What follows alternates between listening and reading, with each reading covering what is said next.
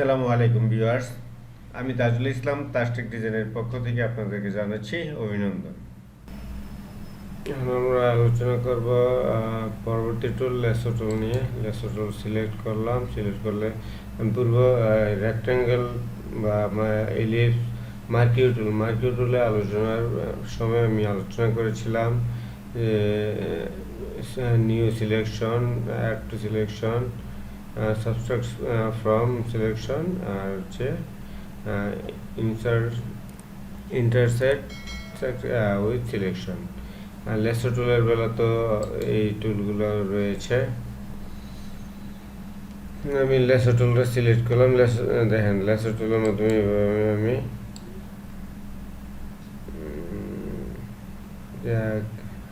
মাউসের এভাবে left button চেপে ধরে এভাবে করে আমি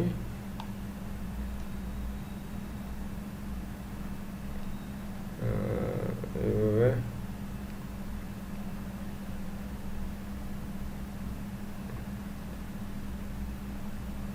আমি একটা ছবিকে এভাবে সিলেক্ট করতে পারি। আমার কিছু অংশ বাইরে চলে গেছে, আমি অ্যাড দিয়ে করে টেনে ধরে এভাবে দেখেন অ্যাড হয়ে গিয়েছে। এই জায়গাটা আমি অ্যাড হয়ে গিয়েছে। তারপর আমার এই নিচের অংশটুকু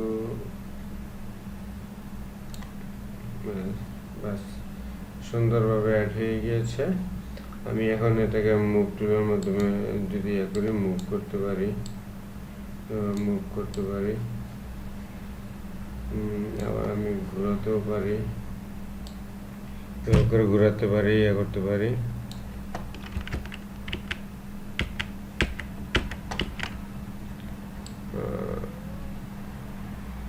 ওকে,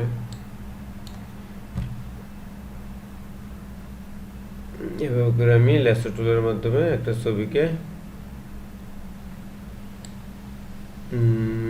করতে পারি, সিলেক্ট করতে পারি। সিলেক্ট করে রাইট বাটন ক্লিক করে আমি স্কেল এইগুলো করবো না। আচ্ছা, আমি এটাকে কপি করে নতুন একটা পেজ নেই।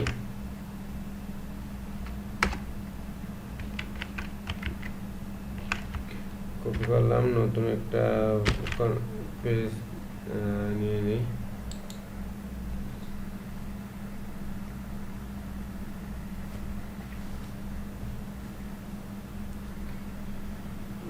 আমি A4 সাইজের পেজ নিলাম, ক্রিয়েট। কিবোর্ড থেকে কন্ট্রোল ভি চাপলাম। এই ছবিটা আমি যতটুকু সিলেক্ট করেছিলাম এই ছবিটাকে চলে এসেছে। আমি এখন কিবোর্ডের অল্টার চেপে ধরে এভাবে করে আমি বড় ছোট করে নিতে পারি। এন্টার, কিবোর্ড থেকে এন্টার। এটা সুন্দরভাবে এটা সিলেকশন হয়ে চলে এসেছে। আশা করি টিউটোরিয়ালটি ভালো লেগেছে। আর ভালো লেগে থাকলে অবশ্যই লাইক, শেয়ার, কমেন্ট দিয়ে আমার সাথে সংযুক্ত থাকবেন। আর যদি সাবস্ক্রাইব করে না থাকেন তাহলে আমার চ্যানেলটি দয়া করে সাবস্ক্রাইব করে দেবেন।